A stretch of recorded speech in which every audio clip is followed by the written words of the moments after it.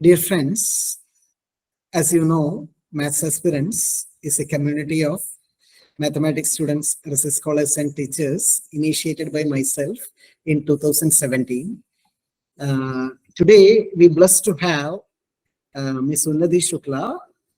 She's currently doing M.Tech Data Analytics in IIT ISM Dhanbad.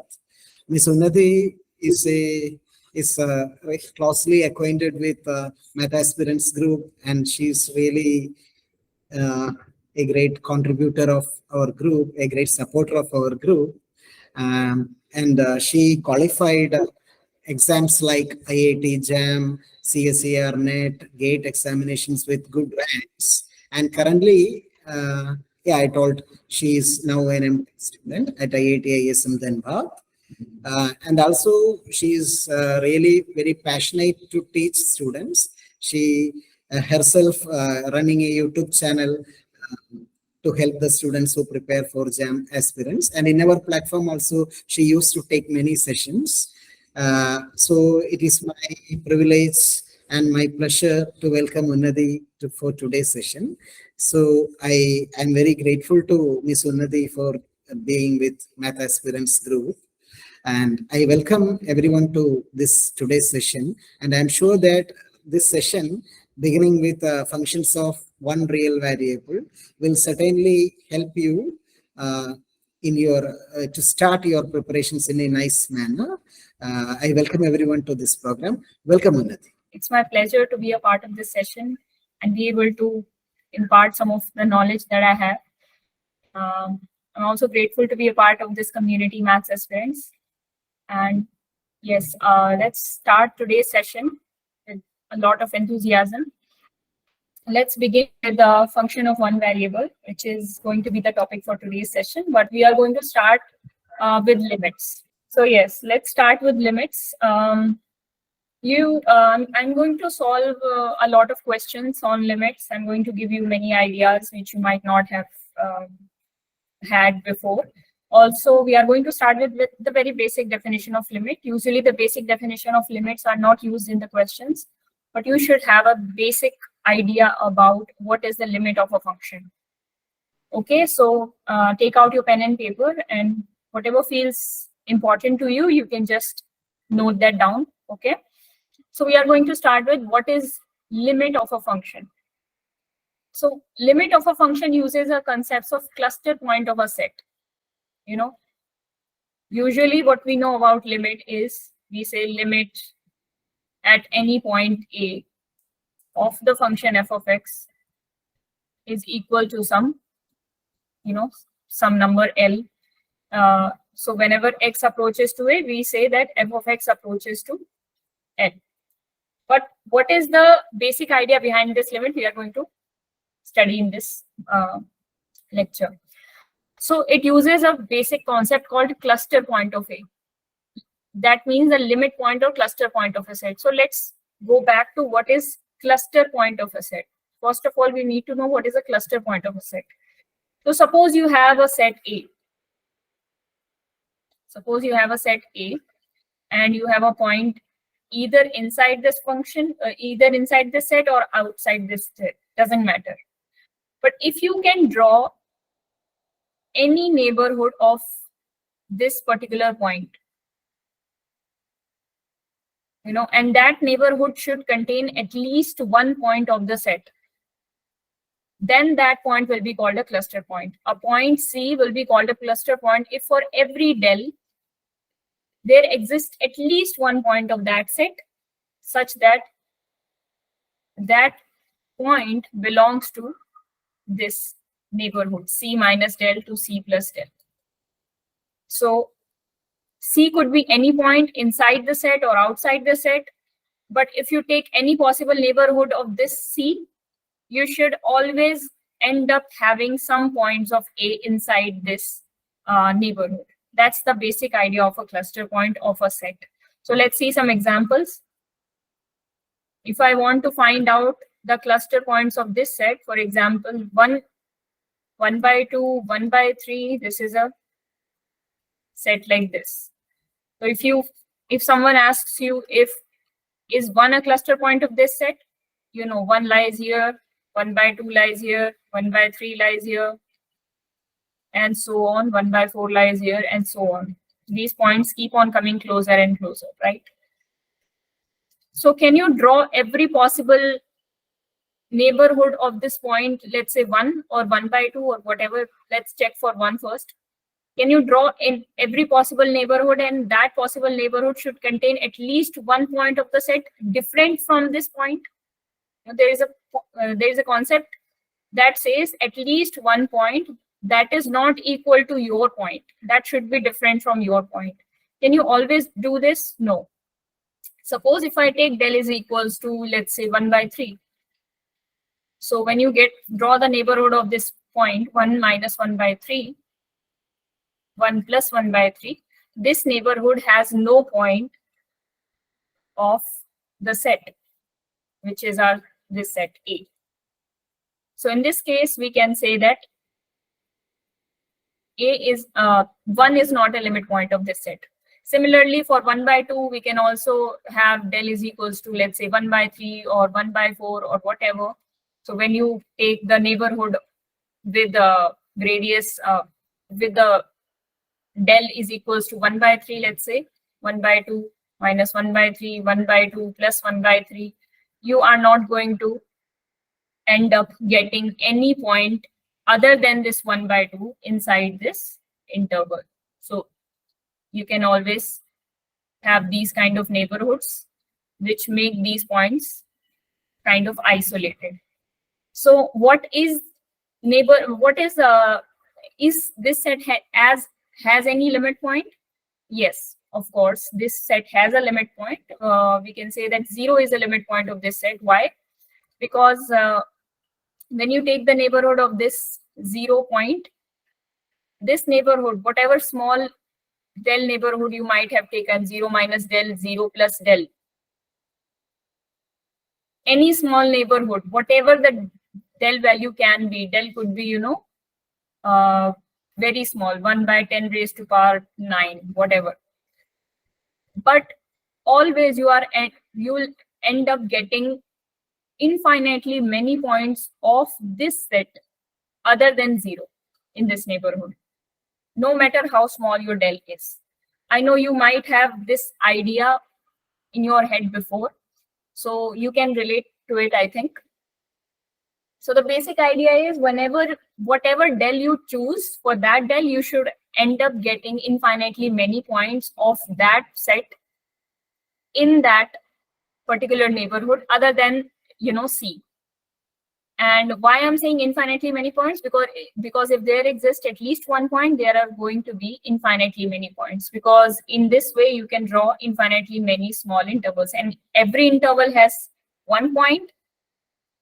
Even if we consider that every interval has 1 point, then we can draw infinitely many intervals like this. So we can have infinitely many points other than that particular point. So in that case, that particular point will be called cluster point. Now 0 was not a point of this set. You might have noticed that 0 was not a point of this set, but it was a cluster point of this set, right? So yes, we can have points outside the set which are not cluster points of the set. Sorry, is anybody's mics on? Okay, maybe there was some. Yeah, Unnati, you can continue. Yes. So now coming back to limit point, which is a very important concept, and the most important thing I want to tell you here, which you might miss in your classes or in your normal daily routine, that it says that A is a subset of R, and you define a function A to R. This is your domain. Always the function on the left hand side is your domain. And they are saying that let C be a cluster point of C. Let C be a cluster point of this A. So the domain should have a cluster point called C. Just now we studied about cluster points. Cluster point is a point for which, for every possible neighborhood, there exists at least 1 point of that set different from that point.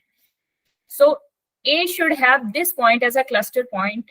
If this condition satisfies, condition number 1, let C is a cluster point of A. If this condition satisfies, then you can go to the fact of checking that is C, then you can go to checking at this. You can check whether what is the limit of this function, right? Whatever it exists or it does not exist, okay? So first of all, you need to have that C should be a cluster point of the domain of this function.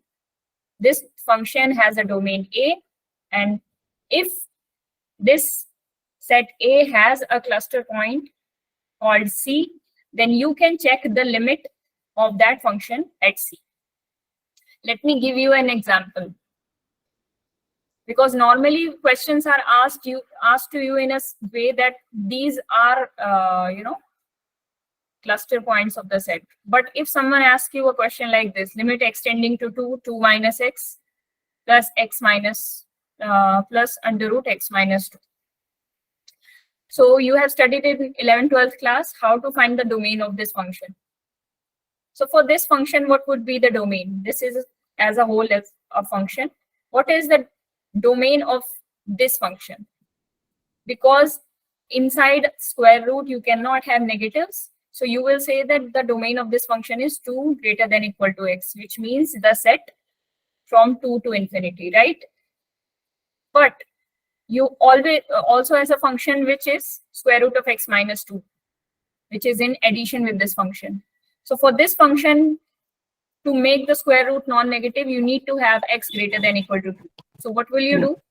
Negative 2 to infinity. Negative root 2 to infinity, yeah, sorry. X is less than equal to 2. So negative infinity to 2 closed interval. And in this case, the domain will be 2 to infinity. And of course, your function is the addition of these two functions. So you will have to satisfy the conditions for both. So in that case, you will have to take an intersection. So for this particular function, let me call this function f. So for this particular function f of x, the domain will have to be a singleton root. A singleton 2. So if someone asks you, check the limit at 2, then you need to check. This function will be defined from singleton 2 to, let's say, r. Then you need to check, is 2 a limit point of the domain of this function? This is the domain of this function, which is a singleton point. Obviously, singleton sets has no cluster point, no limit point. So 2 will not be a cluster point or limit point of this set, because if you take any neighborhood of 2, then that neighborhood will contain only one point. No matter how large that neighborhood is, that will always contain only one point, and which is the point itself. But we want a point different from that particular point. So 2 is not a cluster point of the set. So you cannot check the limit at x equal to 2. So if someone asks you this question in an interview or somewhere else, in exam, you'll rarely find such kind of question. So the question in itself is wrong. Or if they are trying to ask you this question, you will say that we cannot find this limit, right? That should be your answer, because 2 is not a limit point of the domain of this particular function. Okay, so this was the concept of limit of a function, which you already have studied in your BSc and MSc maybe. But there is one thing I want to also mention about limits, that, see, there is a thing called 0 less than x minus c mod of x minus c less than del. If this condition satisfies, then for every epsilon, f of x minus L, absolute value is less than epsilon, which means, this is a very important thing, x minus c less than del implies f of x minus L less than epsilon. And this will hold only if the point C is a cluster point of the domain of f of x. So if this holds, then this will hold. And this will hold for every epsilon greater than 0. If for given epsilon, if I give you a single epsilon, you can always find a del which satisfies this condition. Okay, so graphically what I can say is, if your function is something like that, let me do a little improvisation in this function. Okay, if your function is something like that and it takes value, is someone messaging something? Something is important. We'll take your questions. Someone has raised their hands, I think. You can note down your questions. We'll take the questions in the end because we have a time limit. So you can note down your questions. Okay.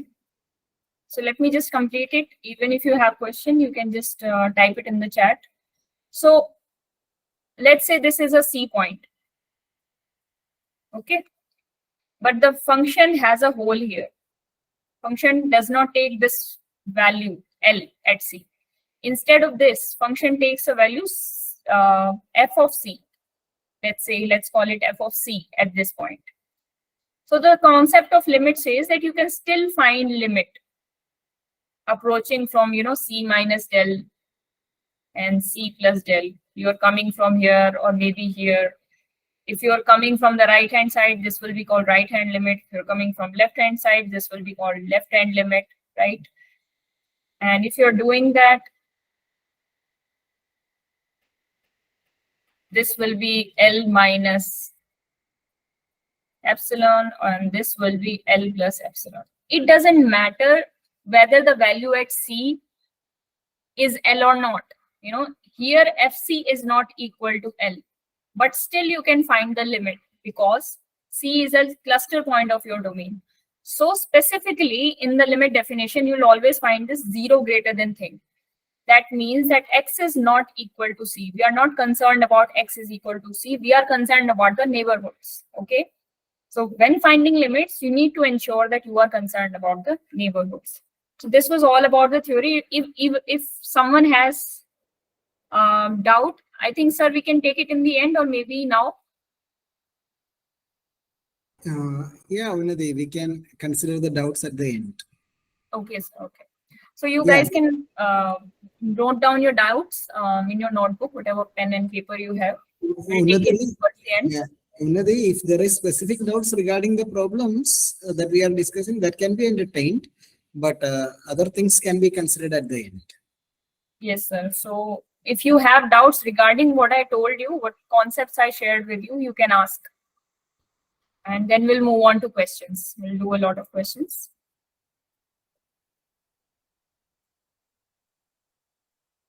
Do anybody has any doubt regarding the concept?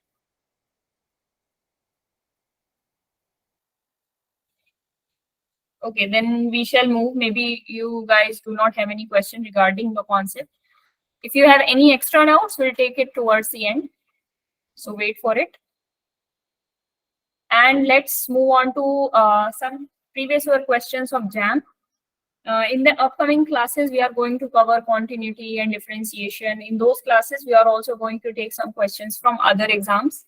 But now specifically for this class, I've taken questions from JAM exam because JAM has beautiful questions of limit.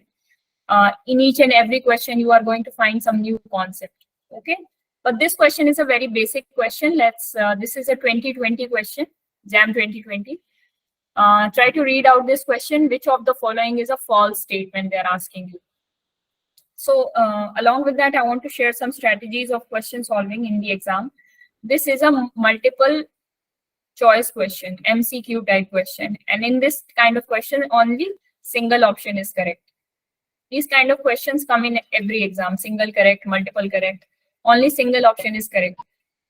So either you find one false statement or you find three true statements, you can find your answer. Right? 3 true statements will make sure that the next 4th statement is false.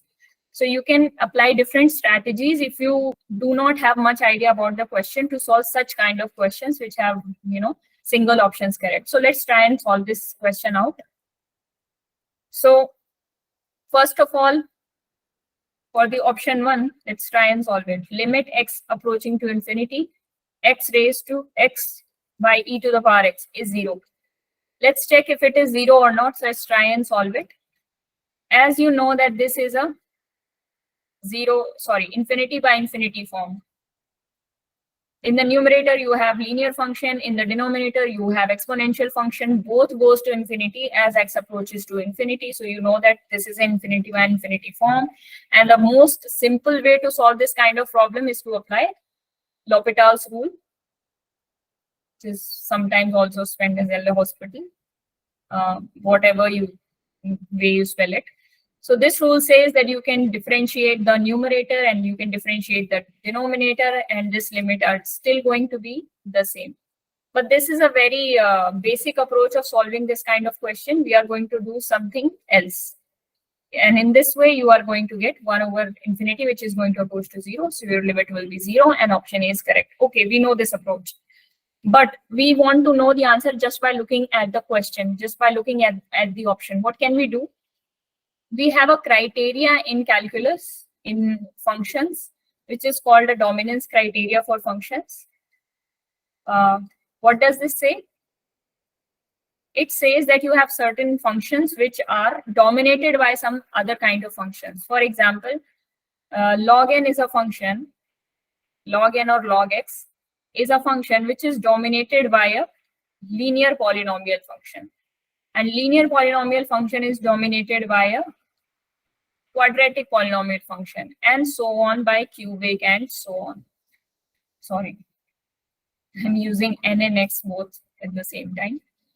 So what does this dominance means? First of all, we need to know about what does this dominance means. It says that after certain value of x, let's say our functions are defined from r to r, or maybe r plus 2r, because we want to take log x also into consideration. Log x is not defined for negative real numbers. R plus union 0, we can, r plus, sorry. So in this way, we can say that for after a certain x value, after, let's say, x is equals to 10, or let's say x is equals to 20, or let's say x is equals to 1000, you are certainly going to see a massive rise in these functions as compared to log x. So this means that log x is dominated by this kind of functions. For example, if I draw the graph of this function, log x looks something like this on the real line, but the linear function looks something like this. You always see the graph of linear function being up on the logarithmic function, and in this way you also know that the exponential function is also like this. So you know that exponential even dominates the polynomial functions also. So what is the dominance criteria? You can note it down. I'm also going to share the I'm also going to share the notebook and PDF of whatever I'm writing, so you don't need to worry much about it. Even if you miss something, just try and focus on the concept that I'm telling you. Okay, so the dominance criteria looks something like this: log x, x square, and so on, all the polynomial functions, x raised to some alpha, and then it is dominated by exponential functions, and even specifically in exponential functions, 2 raised to power x will be dominated by e raised to power x. It will be dominated by some greater value, 3 raised to power x, and so on.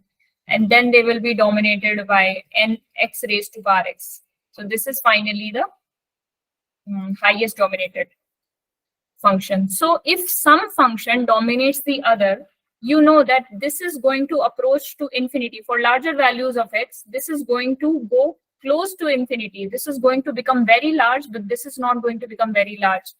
So exponential function becomes very large as compared to the linear function, because exponential function dominates the linear function here. So for very large values of x, this denominator is going to approach to infinity very soon as compared to the numerator. So you can say when the numerator is finite, this becomes a very large quantity, the denominator. So something divided by very large quantity, you can use this idea. Something divided by very large quantity will approach to 0. And this was, if you know the dominance criteria, this is a 5 seconds question, right? B option, you can do B option by L'Hopital's rule, or you can apply, if you know that x approaches to positive 0, right? If you know that x approaches to positive 0, you can say that 1 by x approaches to infinity. Because we are coming from the right hand side towards x, that means x is somewhere here, and we are coming from the right hand sides. So 1 by x approaches to infinity, right? So you can change this 1 by x, whatever 1 by x you find in this example, you can change 1 by x from, you can just substitute 1 by x by y. Okay, so if x approaches to 0, y will approach to infinity, and A option and B option will become the same, and they will give you the same answer. Okay, so A and B options are correct. If you're not able to solve B option, you can tell me towards the end. Okay, and then C option is very simple. It says limit x approaching to 0 positive, so numerator will be 0 and denominator will also be 0 by 1 plus 2 into 0, which is 0. So this will be 0. So this means the C option is also correct. Now, if you are able to find that A, B, and C options are correct, and they are asking you the first statement, obviously you can, these are correct statements, so they won't be your answer. So let me just cancel them out. So your correct answer will be D.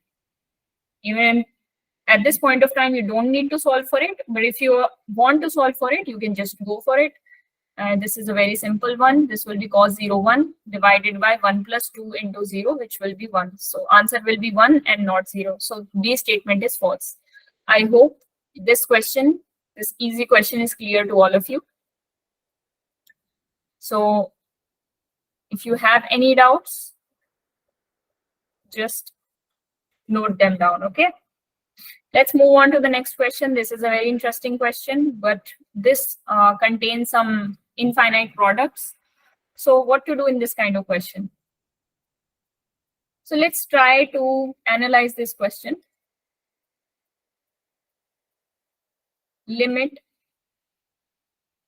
S is the limit n approaching to infinity, 1 minus 1 by 2 square, 1 minus 1 by 3 square, and so on, 1 minus 1 by n square, right?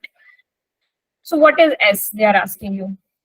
One way you can do this question is to, how I like to do it is to see one factor of this term as a square minus b square thing.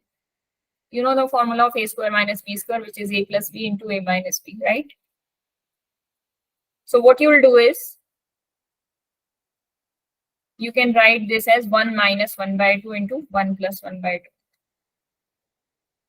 And similarly, 1 minus 1 by 3 into 1 plus 1 by 3. Why I'm doing this? Because directly it looks quite difficult to solve it. And if you're directly trying to put n tends to infinity, you are not going to get anything. So, sorry, 1 minus 1 by 3, 1 plus 1 by 3, and so on. So I am going to collect all the terms which have plus and all the terms which have minus in them. So this will become 1 minus 1 by 2, 1 minus 1 by 3, and so on, 1 minus 1 by n. And in multiplication to this, you will also have 1 plus 1 by 2, 1 plus 1 by 3, and so on, 1 plus 1 by n. Now still it doesn't seem much solvable, but what you can do is you can take LCM of these terms, and let's see what happens when we do it. So this will become 2 minus 1. This term will become 1 by 2 after taking the LCM, solving. This term will become 2 by 3. And so on. The next term, will be 3 by 4. Continuing in this pattern, the next term, and the last two terms will be, last term will be n minus 1 by n, and the term before it will be n minus 2 by n minus 1, right? And similarly, you can also solve for it, and you'll see what 3 by 2, 4 by 3, and so on, n plus 1 by n, and the term before it would be n by n minus 1. Okay. Now we easily see that we can cancel out some terms, because directly putting limit n approaching to infinity was very difficult. So now let us just cancel out some terms, and then we'll put n approaching to infinity. So 2 cancels out 2, 3 cancels out 3, 4, 4, n minus 1 will cancel out n minus 1, and this n minus 2 will be cancelled out by one term before it. So you will only get 1 by n from this first multiplicative term. And for the next term, we can cancel out 3, we can cancel out 4 from the next term, and continuing in the same pattern, we can also cancel out n, right? N minus 1 will also be cancelled out with the numerator of a term before it. So you will get n plus 1 by 2. This is a kind of question of observation. You should know what kind of what terms should be cancelled out with each other. So your observation skills should be good. So now this becomes a very simple question. N plus 1 over 2n. You can take n common, and I know I don't have to solve and show you. This is just simply going to be 1 by 2. So your answer becomes 1 by 2. So let me just see if, yes, we have 1 by 2 in the option. So option A will be correct. Okay, this was a very simple question. But if you know that you are not able to solve this question directly, then you can apply some manipulation for that term. Okay, some questions are not easily solvable, like this question. This question is very interesting. This question was asked in 2021 JAM, and the above question was also asked in 2021 exam. This question says find the limit of this integral. So the simple way would be to solve this integral. The first approach that comes into your mind is to solve this integral and then apply the limit. But this is not possible because this term is not integrable. How will you solve the integration? If you're not able to solve this integration, maybe we can bound it by some number, this integration into something. If we can bound it and we can apply limit on that, if maybe that comes out to be 0, so the bigger term is 0, smaller term would be 0, something like that. I don't know. Let's try and figure it out. But before that, what we can do is, the most basic thing we can do in this question is to apply by parts integration rule, integration by parts. See, your 12 concepts are also being used here. So they will check you from every dimension. Well, that's what they are trying to do. Let's try and apply by parts in this particular integral.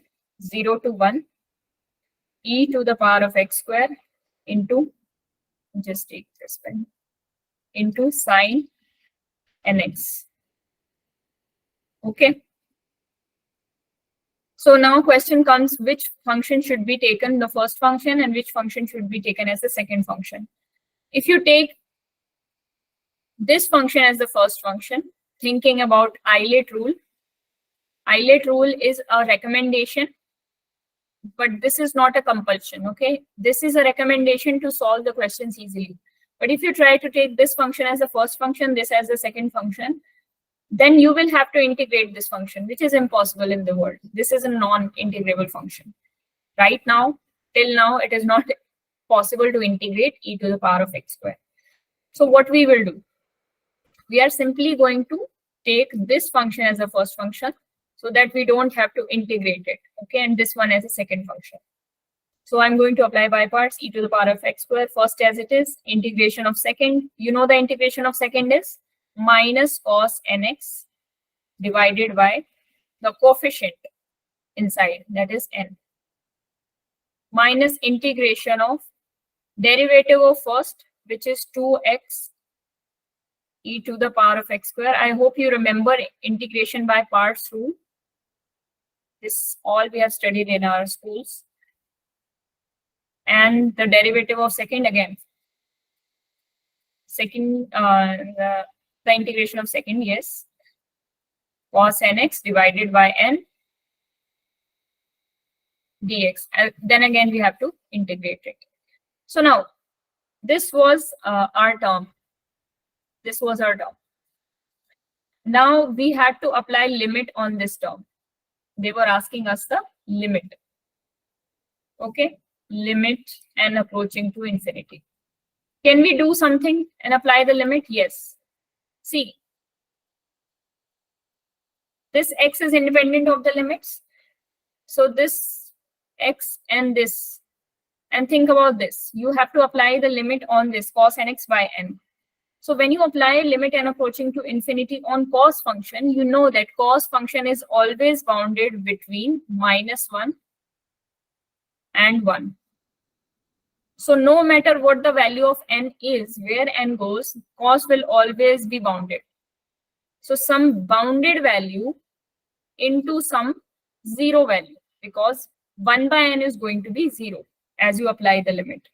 And this is e to the power of x square into some bounded value into 0 value. This is going to give you 0. This thing is going to give you 0. So ultimately you are going to get 0. But here the problem is, you have to again apply all this on a limit, all of this on an integral. So what we can do now is, can we do anything now?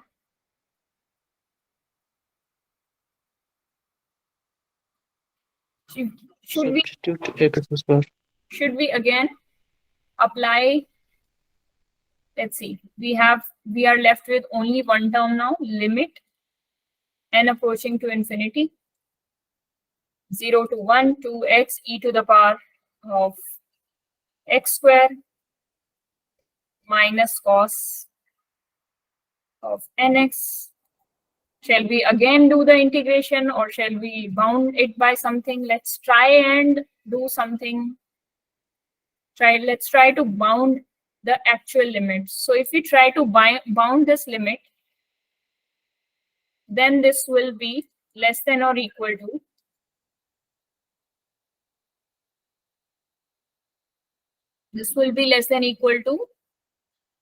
yeah. So this integration will give us, 0 to 1, 2x e to the power of x square. And you know that cos function is bounded by mod of cos nx is always less than equal to 1. For any domain value, this is always going to be less than equal to 1. So this thing is going to be less than equal to 1. So this will be 1 by n. Okay, dx, right? Now, 1 by n comes outside, and inside you will get 2x e to the power of x square dx. So this is some integral we don't know about. We don't know the value of this integral, but we know that after solving this integral, you are going to get a constant value. And you have 1 by n outside this limit. So what you will get is some bounded value into 0 value. So 0 into bounded value will be ultimately 0.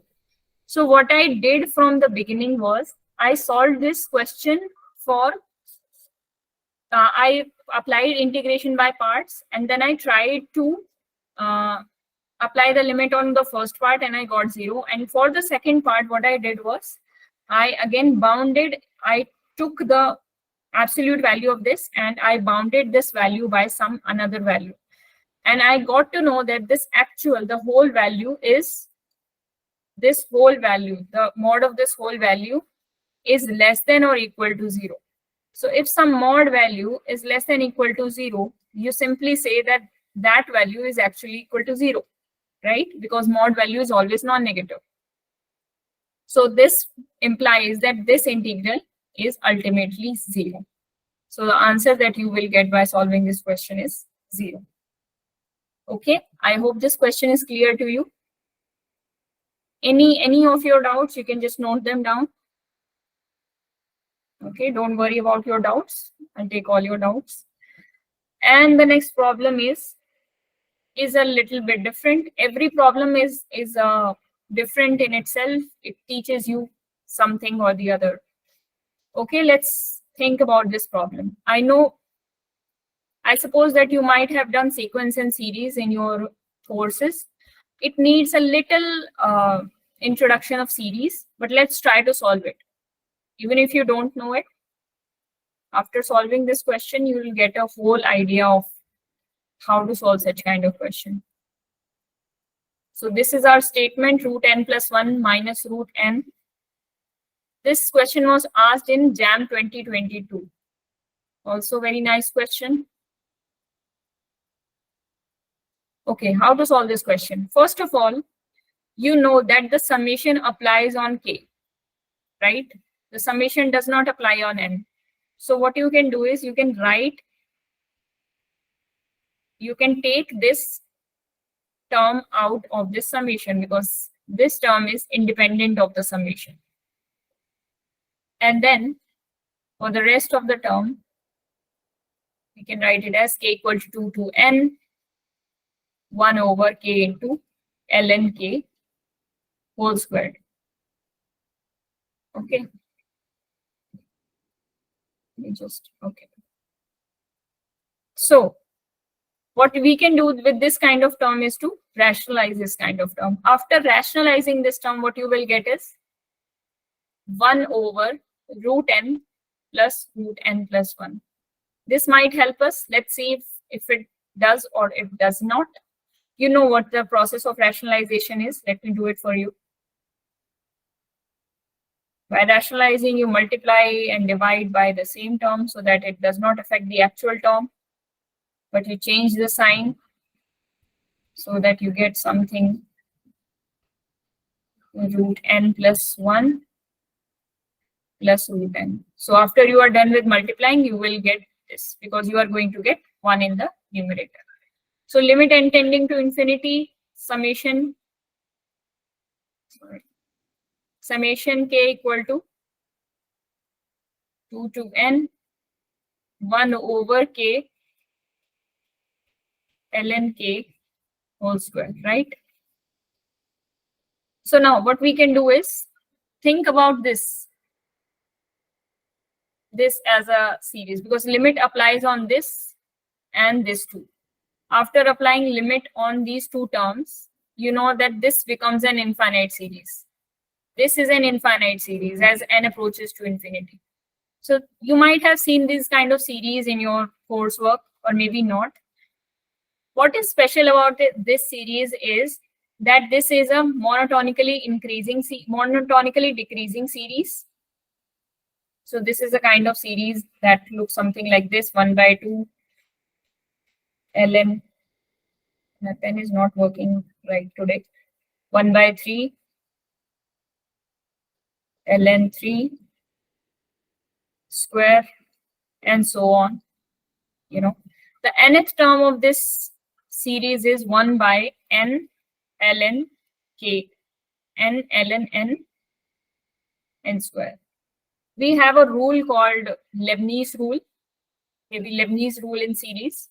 I don't exactly remember the name, which says that if your nth term goes to 0, which it does, you know, if you apply n approaching to infinity, this nth term goes to 0. And this is a monotonically decreasing kind of series.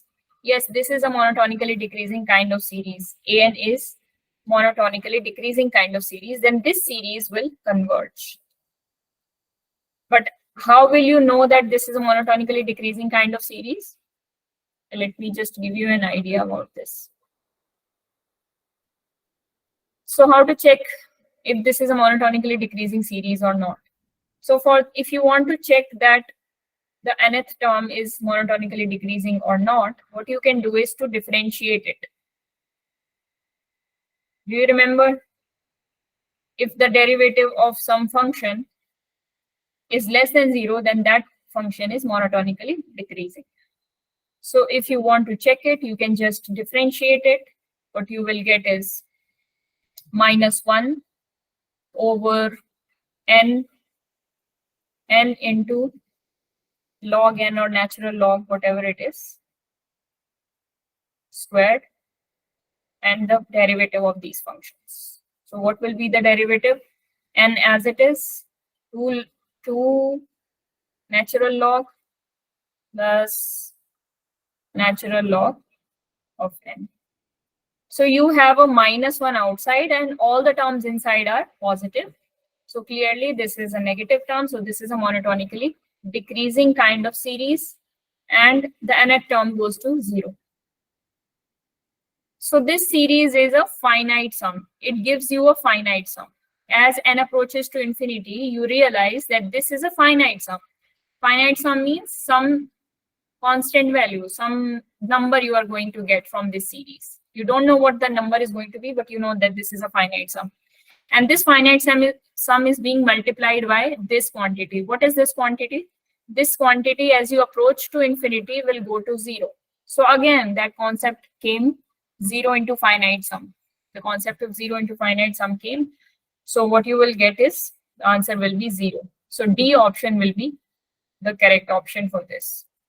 So what we did in this question, to summarize, is we knew that this numerator was independent of the denominator's summation term. So we took it out of the summation. So it was like a multiplication of 2 terms now. We rationalized this term.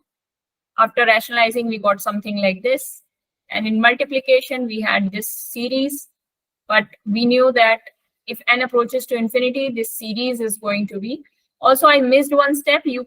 What you can do is limit n approaches to infinity. You can apply on both differently. Limit n approaches to infinity, this thing, into limit n approaches to infinity, this thing. Okay. So a series which is finite multiplied by a 0 value is going to give you 0 answer. So this was a question from 2022. And this was a 2-mark question, I guess. So you got 2 marks, okay? Now let's move on to this question. Let me just zoom in. But this question is very easy. I want you all to try it at your home. If we get time, we'll solve it here. So just take screenshots from the screen. And when you're solving it as a homework, if you get any doubts, you can ask in the group. I will answer your doubts, okay? This is a very, very easy question asked in JAM 2022. And I want you to try at home because at the end of the day, you should not be spoon-fed, right? You should be able to do questions on your own, okay? This is a very easy one. Okay, you try to find out the false statement. Like it is a question asked in a similar way. The first question was asked. The false statement is what you have to find out. Okay, let's move on to the next question. Let me zoom in a little bit. Oh, this is a very interesting question. This uses a concept of integration by substitution. This will use 2 concepts. You can see here, they have given you something. I hope my voice is audible. I hope I'm audible. Yes, ma'am. Yes, ma'am. Yes, ma'am. Thank you so much. So this is a very interesting question. Let me just give you an idea. So this uses 2 concepts. They have given you something, okay? Based on what they have given you, you are supposed to find out what they are asking, right? But what they have given you looks quite similar to what they are asking you, but it is way different than that, because what they have given you has no term in the denominator like t squared, but they are asking you about t squared. So what is all this? It looks something like beta gamma function, so all those who have studied, but I'll give you every possible knowledge that you need for this question. So don't worry, sit back and just focus on what I'm saying. So first concept is integration by substitution. You will need this concept. Why? you'll know in a short period of time. So you might be thinking, how will I know that integration by substitution will be applied or not some other technique? See, in such kind of questions, when they have given you something and that function is not integrable, whenever they give you something to integrate or to find a limit which is not integrable, either you substitute it by something or you try to apply integration by parts if there are multiple multiplicative terms. So you can try different approaches. And those who want to master the limit concept, they should try out the IIT JEE questions. They have some cool questions which are very conceptual. So try to solve the questions of IIT JEE, you will master this concept. And the second concept is of gamma function. What is a gamma function? Gamma function says that if I want to find, this is a symbol of gamma function. If you want to find out gamma of n, this is actually the integral from 0 to infinity. Infinity means that your integration has no bounds. Infinity is not actually a number. 0 to infinity means actually like this, like they have shown you in the question, limit n approaching to infinity 0 to n. This is the correct way of writing it. But when you write 0 to infinity, this actually means that your integration has no bound from the right hand side. E to the power of minus x into x raised to power n minus 1 dx. This integral is called gamma of n. So what is the significance of n here? X, whatever x raised to power is, if you add 1 to that power, that becomes the gamma of that function, gamma of that number, okay? So this becomes gamma n. Gamma function has a very important property which you might need in this question, that gamma of some n plus 1 is equals to n into gamma of n. And you can derive this property using this integral also. So this is a homework to you to derive this very important property of gamma function. So let's move on to this question. Very interesting question. Try to solve with me.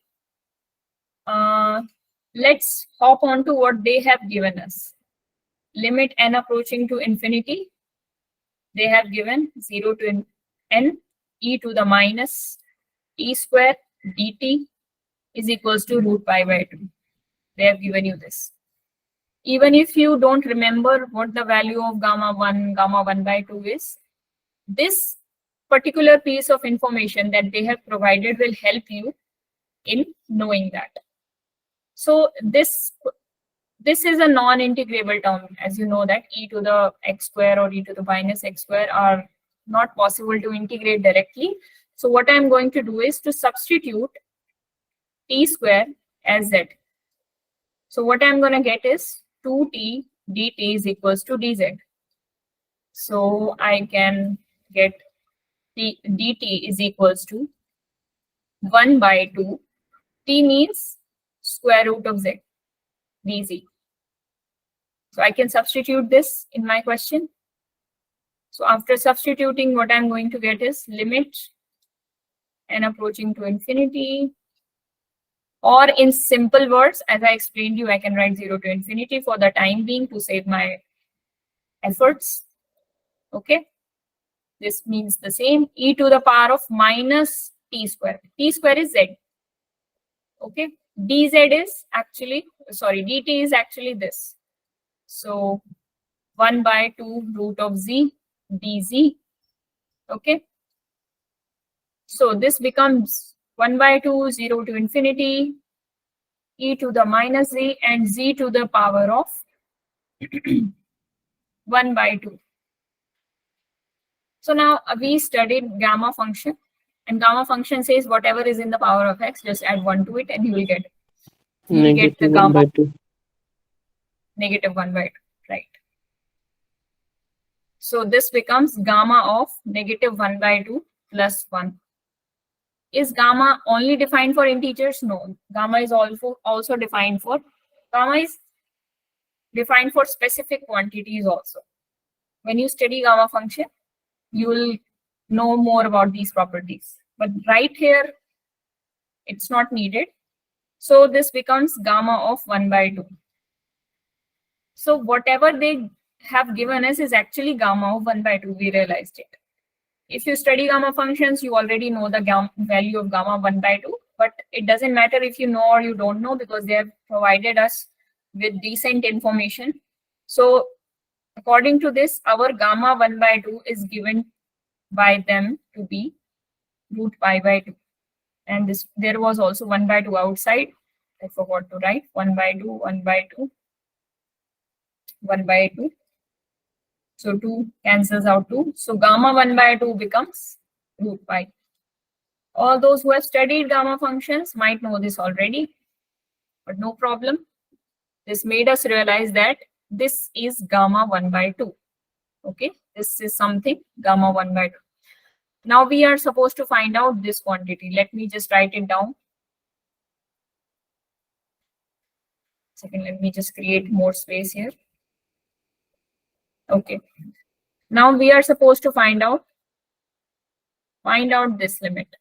E to the minus at square minus e to the minus bt square divided by t square. So I'll solve for one and then we'll generalize it. So I'll just solve for this one. E to the minus at square 1 by t square. The purpose of me solving the above one was that we got to know about the approach of solving this kind of question, e to the power of some squared quantity. So what I'm going to do is, whatever this term is, I'm going to put it equal to some substitution. So I'm going to put it equal to at square. I'm going to put it equal to, let's say, u. Okay, 2at dt will become du then. Solve with me. Then we need to find dt. So dt becomes 1 by 2a. And t is, you know, from here t you can find out to be root u by root a. So root u by root a. Okay, that's it, du. So if you want to further solve it, you can write it as 1 by root a root u du. So this is your dt. So let me just substitute everything in this. So I'll get 0 to infinity. This will be 0 to infinity because if you substitute 0 here, infinity here, you are going to get the same values for you. So 1 by t square became nothing. 1 by t square remains the same. The t square's value is u by a. T square is u by a. U by a. So 1 by t square is a by u. Okay, this is, and now this becomes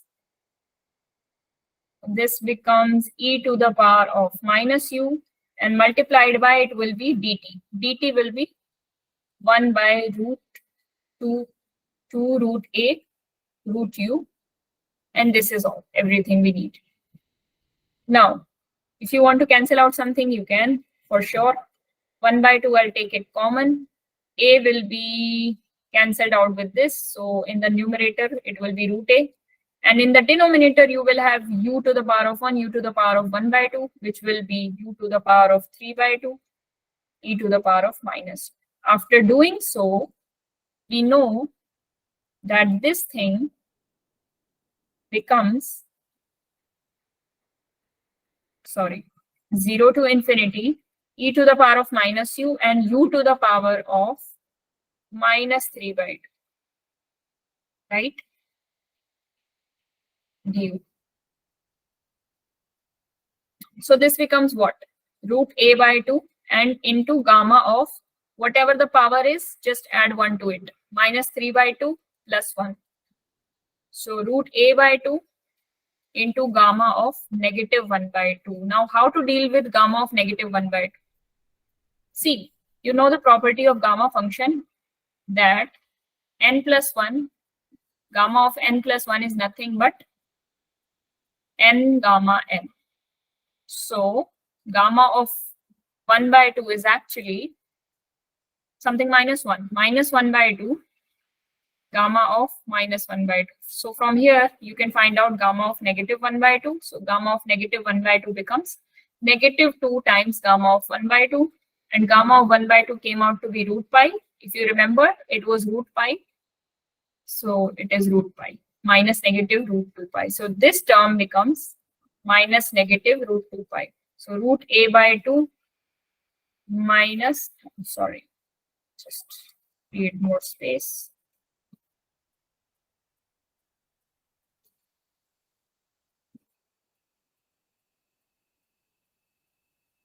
Okay. Wait a minute. Okay. So this was negative 2 root pi, and this is root a/2, right? So this becomes negative root a into root pi. Nice, very nice. Okay. So this was our first term. And in this similar way, we can find out our second term. Just be careful while solving the second terms. The second term involves a b different from a. Instead of a, we have b, and instead of plus sign, we have a negative sign. So change a by b and change minus by plus sign. So you will have plus root b into root pi. So when you add them up, when you add these two terms, this is your whole solution. You don't have to solve for both of the terms differently. You can take help from one another. So this becomes root pi as common. Your answer becomes root b minus root a. This is your final answer. Does it match any of the options? Yes, it does match the option D. Okay, clear to everyone? This is root pi into root b minus root a. I hope that is clear to you. If you have any doubt, you can ask. No. Move on to a few more questions that we have. So we are heading towards interesting questions. Okay, let's try and solve this question. Try to use your head. What will be the solution of this kind of question? This is also a limits question, but it uses a totally different concept. You might have studied a concept called, there is a concept called integral as a limit of sum. You might have studied maybe. Let me just write it for you. Integral as a limit of sum. This concept says that if you want to find the limit of a summation, let's say the summation starts from, k equal to, let's say R1 and ends at R2, and this is of the form 1 by n into f of k by n, something like that. Then you can just solve this integral to find out the limit of this. To find out this value, just solve for this integral if it is easier to solve the integral. So what we do is we replace this thing by integral. Actually, it is not a replacement, but it is like a substitution kind of thing. But to understand and to remember things, we say that we substitute it by this. We substitute 1 by n by dx. And instead of k by n, we write it as f of x. This has a proof. If you're keen to know the proof, you can always go on Maths Stack Exchange. You will find a lot of answers there, or you can follow books. Okay. So let's try and solve this.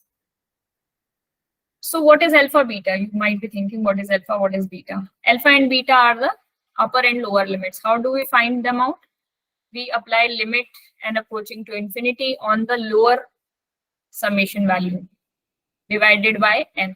And similarly for beta, we do the upper summation value, which was the upper limit of the summation, R2 divided by n. And then we get alpha and beta. So how does this thing is going to help me in this question? Let's try and figure it out.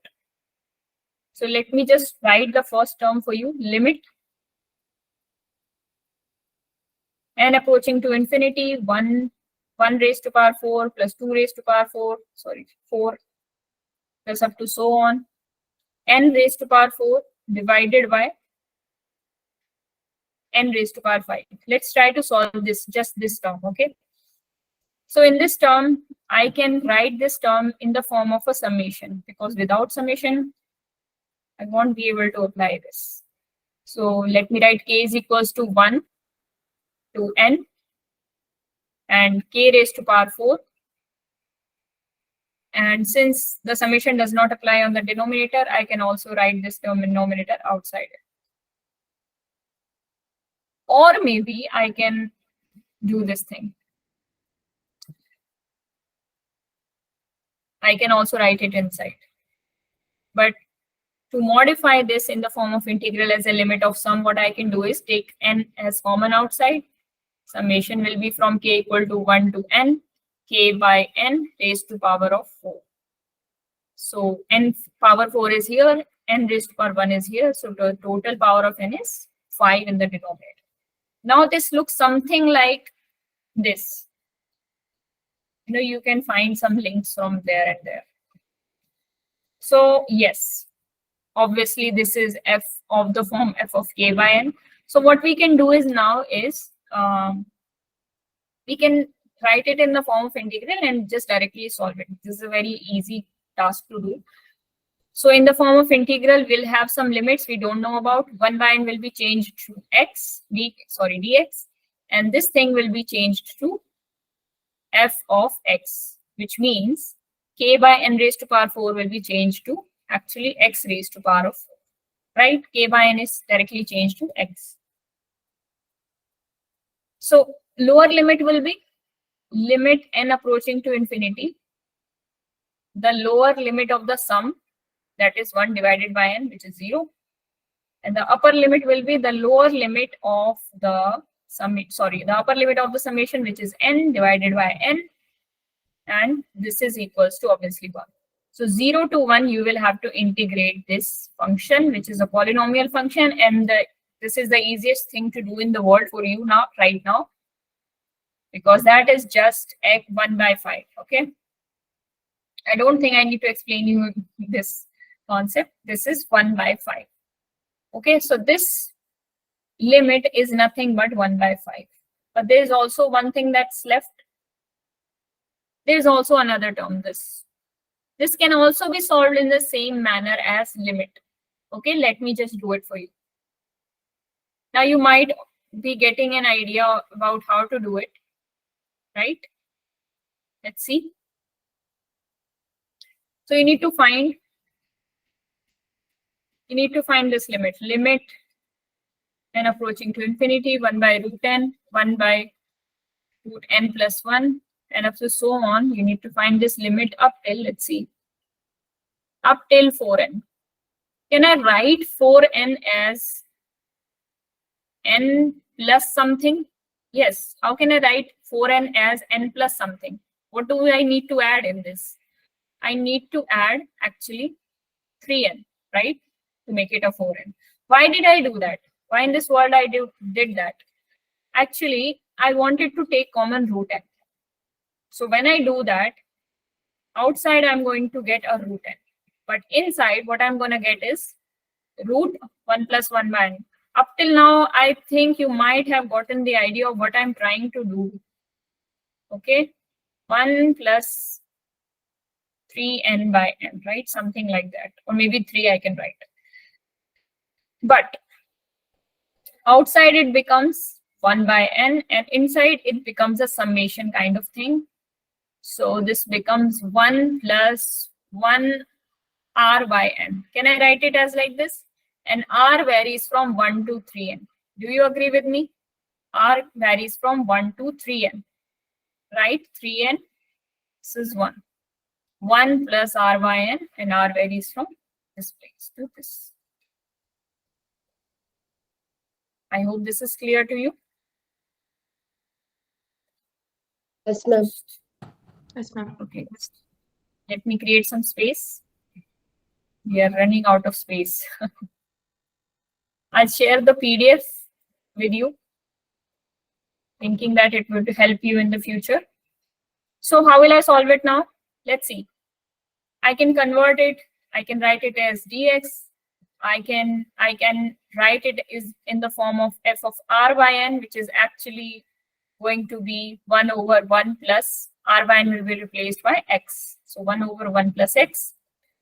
And this limit will have something, some upper limit and lower limit. So let's try and find out the lower limit, which is 1 by n, limit n approaching to infinity. And the upper limit will be limit n approaching to infinity, the upper limit by n, which is 3n by n. So this comes, sorry, 3n by n. This comes out to be 0, this comes out to be 3. So you need to integrate this within these bounds.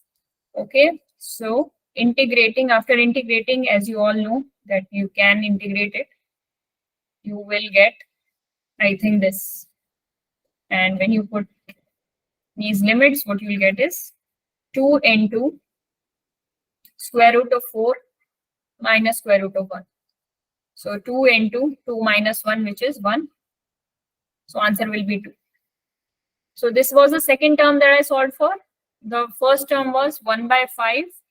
So when I add 2 and 1 by 5, my answer is going to be 2 plus 1 by 5. In decimal points, it can be said that the answer will be 2.2. So let me write the answer. This is 2.2. This was a quite easy question. This used the concept of limit as a integral as a limit of sum. But these two terms took a little time. This was a little time consuming kind of question. This was a numerical answer type question. In numerical answer types, you know that in JAM exam, you don't have any negative marking. Okay. Okay, so let's move on to the next question. I hope it is clear to you. This is a very, very easy question, and I want to give it as a homework to you. I included this question just to give it as a homework to you. Okay. You just will it. Okay. Ma'am.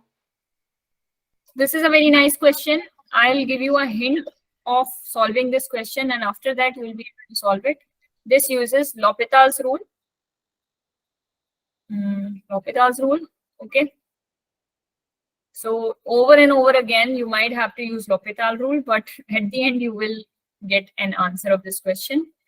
I'll also share the answers of these questions in the group because I don't remember the answer right now. So I'll share the answers of these two homework questions.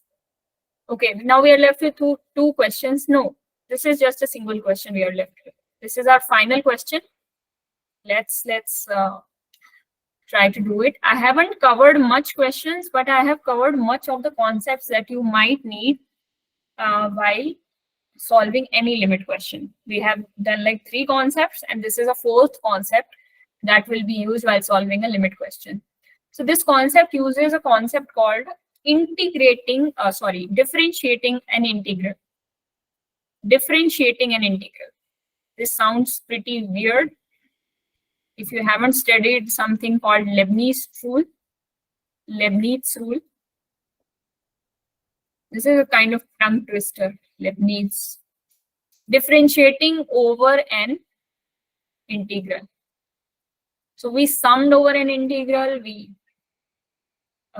did a lot of things, but we didn't differentiate over an integral.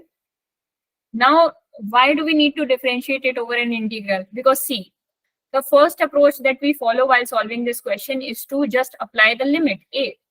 So if you apply limit a approaching to 0, the lower limit is 0 here. The upper limit will become 0. This will also become 0. This is also again 0 already. So if you integrate any function from 0 to 0 limits, if you sum, integration is kind of a sum. If you sum a function from a point to itself, from the same point to the same point, you are going to get 0. So the denominator will be 0, the numerator will be 0. So this will become 0 by 0 form.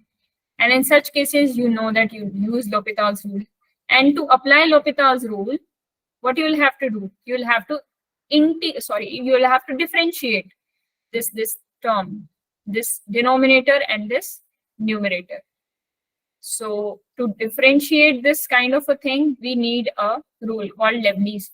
So let's see how will we use Leibniz rule.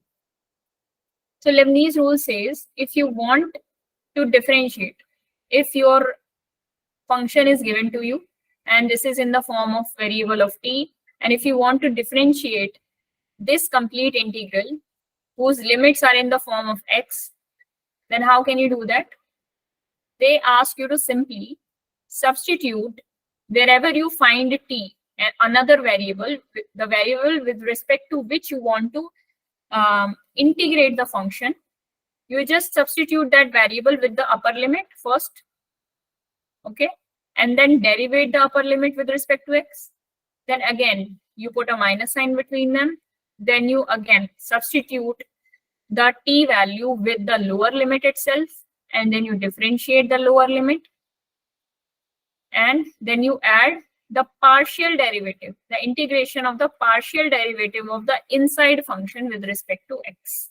So this seems quite dangerous, but let me apply in this question and you'll get an idea of how we are going to achieve it.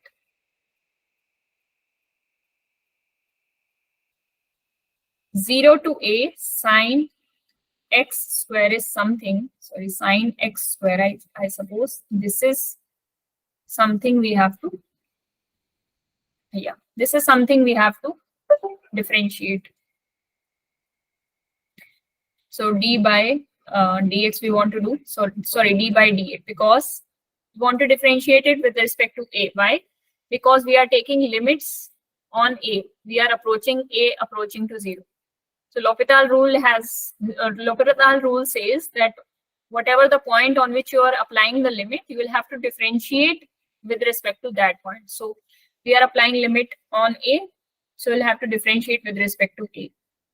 So obviously, you know, after solving this, even if you're not able to solve this integral, which you are clearly not, because this doesn't seem an integrable function, even if you solve it, after solving it, you will get a function of a, let's say some ga, and then you can differentiate it with respect to a, right? So that's why this Leibniz rule says that you differentiate the given function not with respect to x. You cannot differentiate it with respect to x, because ultimately it is going to be a function of the limits itself. After solving it, you will get a function of a, not x. So that's why you differentiate it with respect to a. So let's try and do it. So what we will do is, first of all, they say that wherever you find x, x means x is acting as t here. You can read the formula side by side. X is acting here as t. So wherever you find t, you substitute with with x with the upper limit. So I'm gonna write it as sine of, I found x, I substitute it with the upper limit, which is a. So sine a square into the derivative of this limit with respect to a. So d by dA of this upper limit minus wherever you find x, put the lower limit in the function. So sine of 0 square into the derivative of the 0 function with respect to a. So I have done my 2 steps, right? I've done already these 2 steps. So step 1, step 2. Now for step 3, they are saying you partially differentiate whatever the given function is with respect to x. What is x? X is the function, x is a variable of limits. So here x is equivalent to a, and your, yes, this x is equivalent to, sorry, this actual x is equivalent to t, and this a is equivalent to x in the above question. So now what I will do is I will add the partial derivative with respect to a of the given function, which is sine x square. Since this is a solo function of x, you know that this partial differentiation is going to be 0. So this whole term becomes 0. This whole term is also 0. Everything is 0 here. But this whole term is not 0. This becomes 1 into sine a square. So the derivative finally comes out to be, sine a square, right? Sine a square. Now for the second term, for the denominator term, if you follow the same process, you can do them by yourself. If you follow the same process in the denominator, what you are going to get is ln of a plus 1 and this is whole squared, right? So you have two terms now. Your problem reduces to limit a approaching to 0, sine of a square. After applying L'Hopital rule,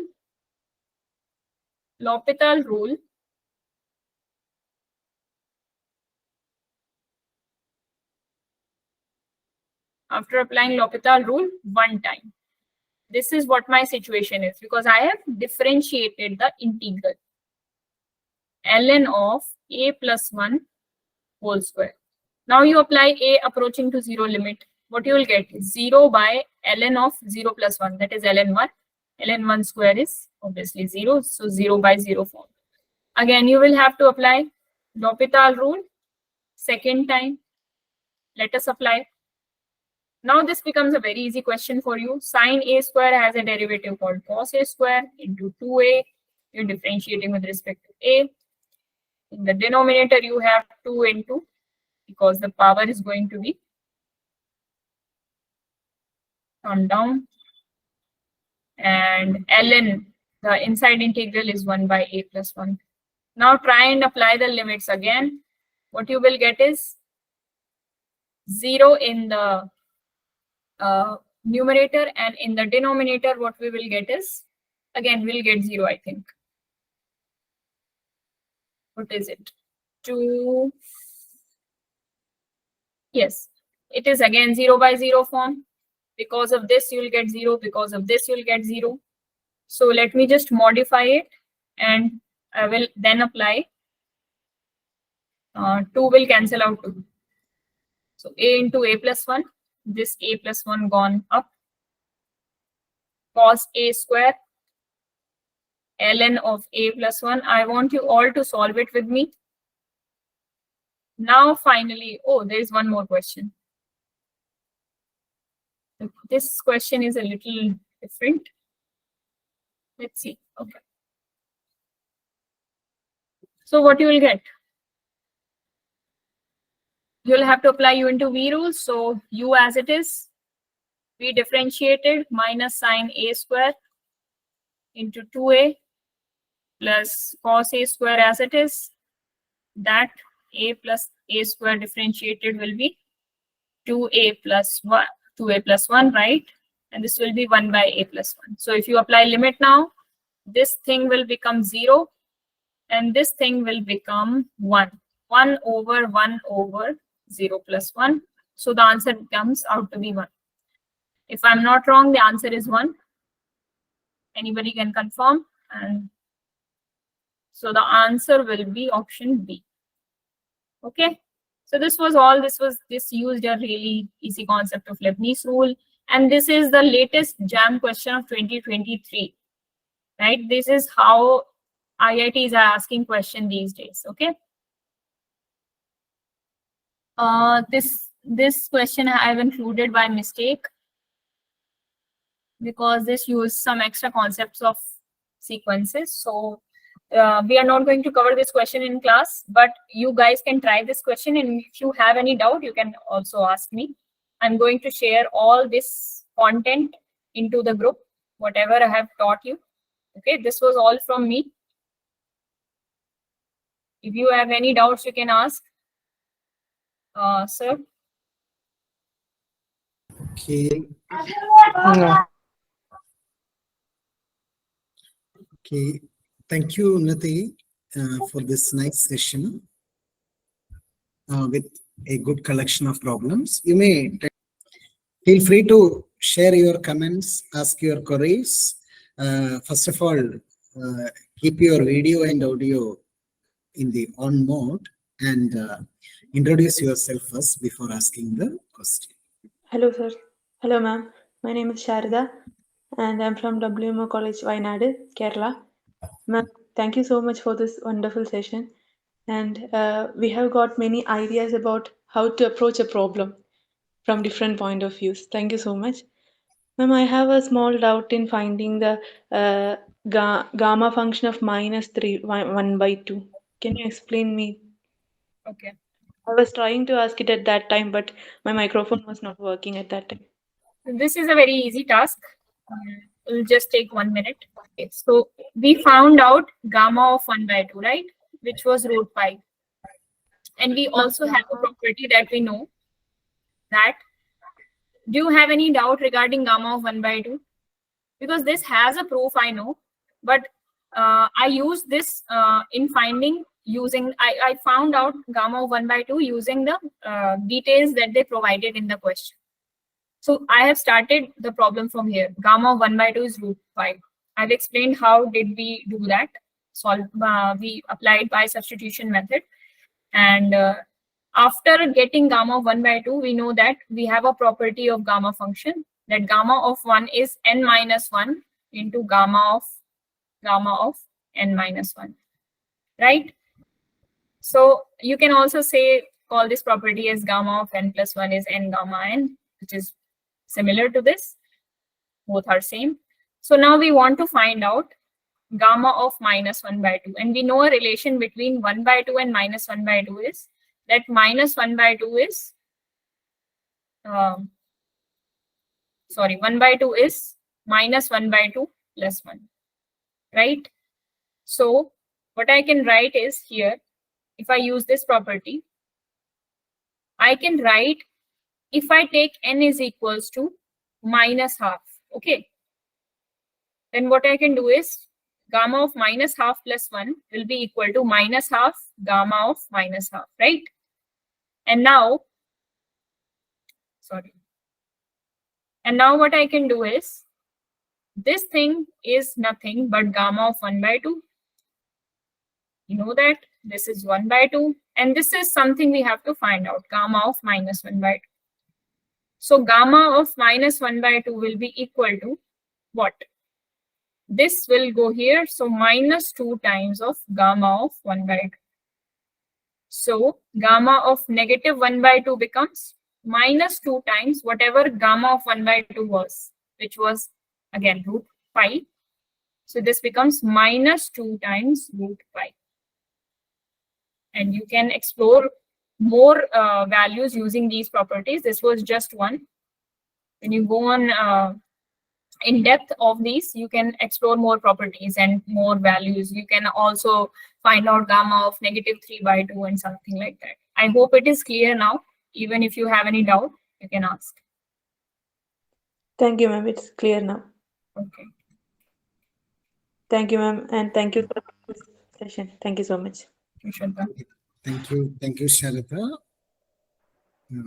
Hello. Yeah. Hello, ma'am. I am Divyendra, and now I am doing my MSc in Ramakrishna Mission.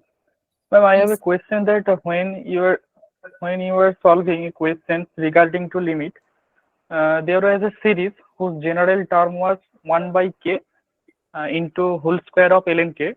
Then I am fine with the fact that the series is monotonically decreasing by derivative test. But you told that this series is convergent by Leibniz test. I don't get why this is convergent by Leibniz test, because Leibniz test is applicable for alternating series. So, ma'am, tell me how this is convergent series. Yes, we can apply some other test on this. You are right. Maybe I was wrong there, because it is applicable on alternating series. Yes, you're right.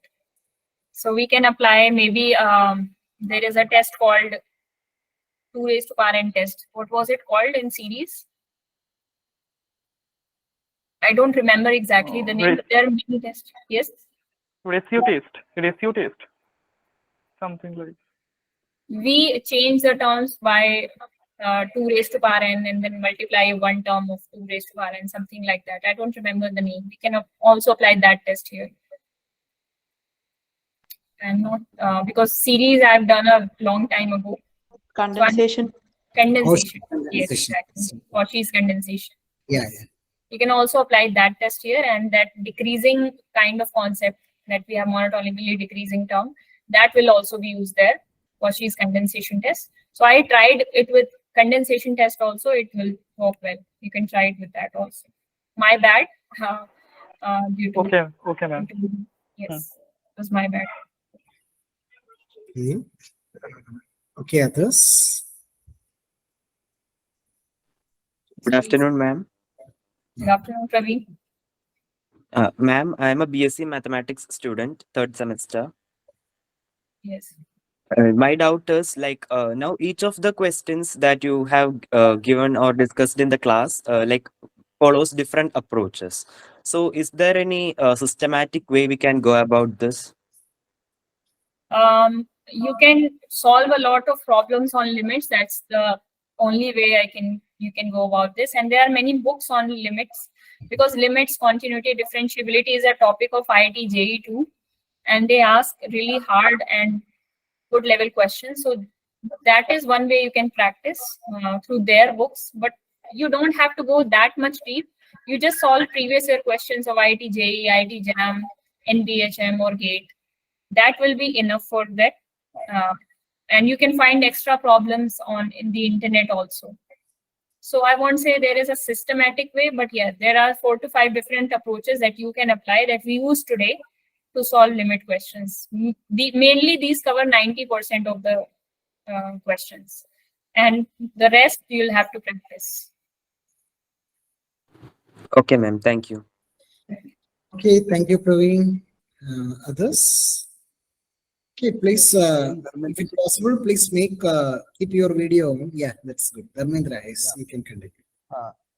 Good afternoon, sir, and good afternoon, ma'am. The session was very nice and program also very enjoyable, and some concept are new also. So it's like in one question, integration changed to matlab limit changed to integration. This type question was very good. Kindly, can you suggest which book you used? You are telling some core concept. Okay. For the most of these questions used very basic concepts of 11th, 12th class. And I just collected the previous year problems for solving these, and try to solve this question on my own, and then I just prepared the lecture. But you can always follow the basic books. As I said, this is also a concept of IIT JEE, so you can also follow kind of books related to IIT JEE also, because they ask good questions in IIT JAM too, but this is not a very kind of a topic which is very much looked into, because we often ignore limits. We are not that much into limits, but I have observed during the past few years, like 2 or 3 years, they have started asking some good level limit questions. So you should practice these questions. And mainly the concept, you can do it from any book. You are asking about book. The concept of limit, you can do it from any book. But the main thing is about practice. So you practice and lots of questions which you can find anywhere. Okay, this is a very famous topic. Yeah, Dharmendra, you may, for instance, you may use Thomas calculus or Pan calculus for getting a good collection of problems, exercise questions. And also, if you want to clear your concepts, Bartley is a good book for real analysis. I always trust that book. I love the IIT JAM question come from directly beta gamma function. Sorry, I could not understand what you asked. Matlab alpha beta, beta gamma function are directly asked in IIT JAM or not? Actually, they are not directly asked, but they asked in this exam. So that's why they gave you some overview of, they gave you some previous information, and based on that information, you had to solve it. So it also used a little property of gamma function, but more specifically, they are not in the syllabus. They are in the syllabus of GATE exam, but not in the syllabus of JAM exam. So whenever they are giving you these kind of questions, they will give you some hints. They'll provide you with some hints, or maybe some other approach can also be used for solving this question. Maybe I haven't thought that way. Maybe you guys can figure out without using gamma function. If someone of you comes up with some new approach, that's very well. Because usually whatever that is not in the syllabus, they are not supposed to ask it, and they don't do it generally. Like this, they can ask also Laplace, which can use more time in integration also. Maybe, but not the whole concept of Laplace they will ask. Even if they ask, they will ask maybe one question in the future exams we can expect. But we cannot rely on that one question. You understand, right? Okay. Even if they ask, Yeah, yeah. we do not care much about that one question out of 60 questions, right? So we should focus mainly on the syllabus what they are providing. Yeah. Thank you, ma'am. Thank you, sir. Okay, thank you, Dharmendra. Others? Ma'am, I have a query about regarding to classes. Ma'am, will classes be held every day in that time? Or See, we will share the information regarding the classes in our WhatsApp group as well as in the Telegram group. You can collect the information from there. Okay. okay, sir. Thank you. Okay, others? I'm not in a WhatsApp group. Please, how to add the WhatsApp group? So please share the link of the WhatsApp group in the chat. Yeah, I will share my number. You can WhatsApp me in that number. Okay. And sorry, could you introduce yourself? I'm Ansari. I'm a postgraduate student, first year. Okay, from where? Bihar, Chapra district. Okay. You can. I have shared my contact number. You can WhatsApp me with your personal details, like your name and college. I will add you to our WhatsApp. Okay. Okay, sir. Okay, Adira, you can speak now. Hi, ma'am. Hi, sir. I'm Adira. I'm studying in Govt Victoria College. Actually, I want to thank you for so much that this class was very helpful, and looking forward for more such classes. Ma'am, in the beginning of the section, sir said that you have a YouTube channel which shares jam questions and all. So can you please share that link? Yeah, that link is already with in that notice of the class. We have shared it. Okay. Thank you, ma'am. Thanks. Thank you, Adira. Thanks. Okay. Yes, others?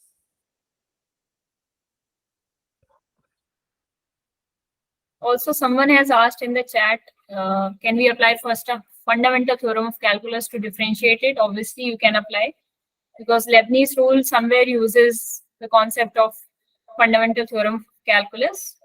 So actually, that question is about the problem that you have discussed with a function involving two variable f of x t, like that. Yes, sir. That's what I'm saying. That I use Leibniz rule for that. This is a direct rule. That you can also apply fundamental theorem of calculus because Leibniz rule is a kind of advanced rule, which you might not do while preparing for JAM, but if you are preparing for other exams like CSIR, NET, and GATE, you might do. So you can apply fundamental theorem of calculus directly on that question because that contained a single variable, and you can directly apply it. So if you see that if you want to attempt this question in JAM, you can directly apply the fundamental theorem of calculus rather than applying the Leibniz rule, which is kind of an advanced. So this was asked by, I think, Abhish. Abhish. Yes. Okay. So I hope it answers your query. Okay, others?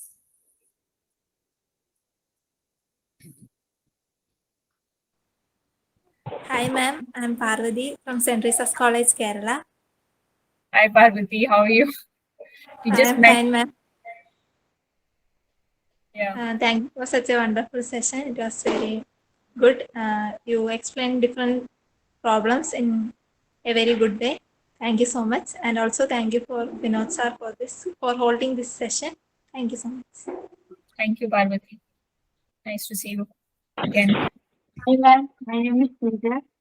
Hi, Pooja. Am I audible because it is raining heavily? So. Yeah, Pooja, you can continue. The class was very interesting, and now I'm a little confident that I can solve many questions. I got many ways to attempt to solve many questions, so it was very helpful. And thank you so much, ma'am. And I hope you will take many more classes like this. And thank you so much, sir, for conducting a meet like this. So it is very helpful. And thank you. Thank you, Pooja. Thank you. Okay, thank you, Pooja. Others? Hi, ma'am. Yes. I'm Neetu from Victoria College, Palakkad. Hi, Neetu. Ma'am, this is our first official class of our batch. So we were very happy to have you, ma'am. And the topics you have shared was really clear. Thank you so much, Okay, ma'am, and Vinod sir. Thank you, Neetu. Thank you so much. Okay, others?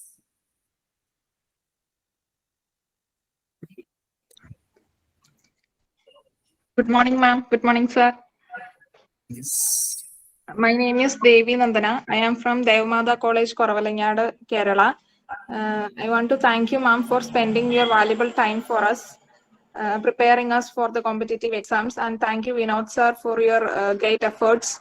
Thank you so much. Class was very useful, and it was neither too fast, neither too slow. And it was a moderate speed, and we were able to understand all the concepts clear. We were able to write the things to prepare notes. And thank you so much for your class. Thank you, ma'am. Thank you, Devi, for such a wonderful feedback.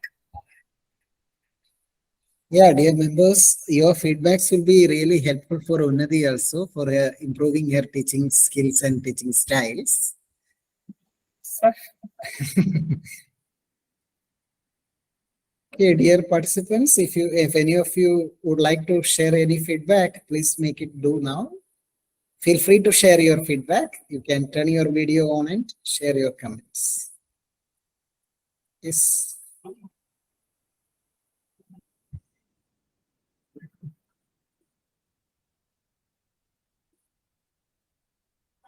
Actually, I want to say something before anybody says anything. This was a basic kind of lecture. In the future, I'll try to have more deeper lectures on continuity and differentiability so that it helps you in preparing for competitive exams. Okay, so this was a very basic topic of limit. We'll have more good topics in the future. Okay, actually, this is the first session of this year's JAM aspirants.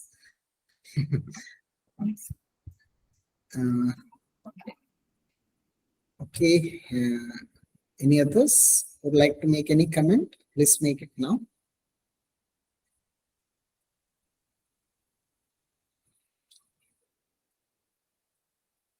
Hello?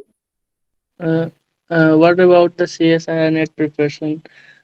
Any regarding CSIR NET class? Actually, the upcoming sessions are going to be helpful in CSIR NET preparation also. It's going to be helpful for both aspirants, NET, JAM, GATE, etc.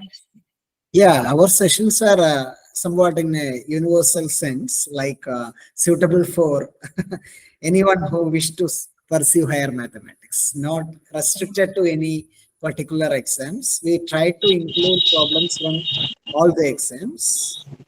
Okay. Thank you. Okay, thank you, Ansari. Dharmendra has raised his hand. Yeah, Dharmendra. Ma'am, can you tell about data analytics? As I looked in your profile, you were doing data analytics at IISM. So let me just brief it in 2 minutes. For the deeper understanding of the course, we have had a session on complete data science career prospects on Maths Aspirants. You can go and check out that video, recorded video. Sir will share it in the group. So it's basically, this course is about data science. It's related to data science. We study machine learning techniques to model different real world problems to identify or predict whether or not some situation, will affect certain kind of things. For example, a basic example would be you can predict your You can predict with the help of square feet. You can predict the price of a maybe plot or maybe a house.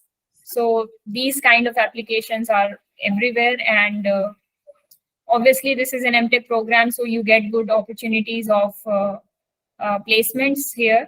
So after 1 year, you can sit for placements, and you can get a good placements for either data science roles or related business analyst or data analyst roles. So many of the profiles are open for you, and you have 1 year of coursework and 1 year of thesis work in your 2-year program.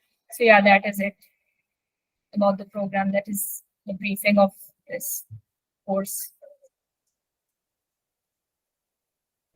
Ma'am, if two scientists retain some papers in same field, if we want to compare both of them to give prize or anything, then how can you use data science? Can we use data science in this also? In library science, I attended scientometric analysis, which is related to compare two scientist research work or subject research work, this type things. Actually, So when they you did, are talking about data science, you need a lot of data to compare things or to model things. You train your data for the given data, and you model it for the upcoming data, which is not known to you. So that is basically what we do in data science. I don't know how data science will be applied to what you said, but maybe it can be applied, but we need a lot of data generally. Hello, ma'am. I am Lakshmi. I am from TMG College, Tirur, Kerala. Thank you, ma'am, for this wonderful section. It was really interesting and informative, and you explained each and every question very clearly. And thank you, ma'am, for spending your valuable time with us. And thank you, Vinod sir, for conducting this class. Thank you. Thank you, Lakshmi. So, Unnati, once again, thanks for this nice session, and hoping for the coming sessions, Yes. completely covering the topics under the title functions of one variable. Okay, thank you everyone. Let us wind up here.